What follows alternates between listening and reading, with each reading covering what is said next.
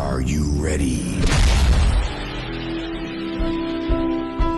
बिस्मिल्लाहिर्रहमानिर्रहीम। अस्सलाम वालेकुम। इस टाइम हम पिसन नेचुरल ग्राउंड नगर में बैठे हुए हैं और हमारा second chief secretary Rakaposhi cricket tournament organise होने वाला है।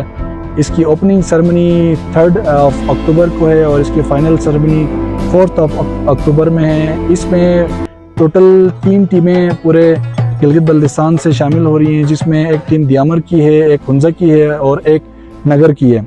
और ये जो टीम्स के अलावा क्रिकेट टूर्नामेंट के अलावा साथ साथ यहाँ पे लोकल ट्रेडिशनल जो स्वाट डांस होगा, ट्रेडिशनल यहाँ के फूड स्टॉल्स लगेंगे और डिफरेंट किस्म के जो हमारे यहाँ पे हैंडीक्राफ्ट्स हैं उसके स्टॉल्स लगेंगे। उसके अलावा इस इवेंट की एक स्पेशलिटी ये भी है कि यहाँ पे जो शमनिज़म के ऊपर एक परफॉर्मेंस भी होगा। शमनिज़म बेसिकली एक रिलीजन हुआ करता था जिसको या शमनिज़म को प्रैक्टिस किया जाता था गिलगित बल्तिस्तान में, स्पेशली बगरोट, हरामोश और नगर में। इसको बड़ा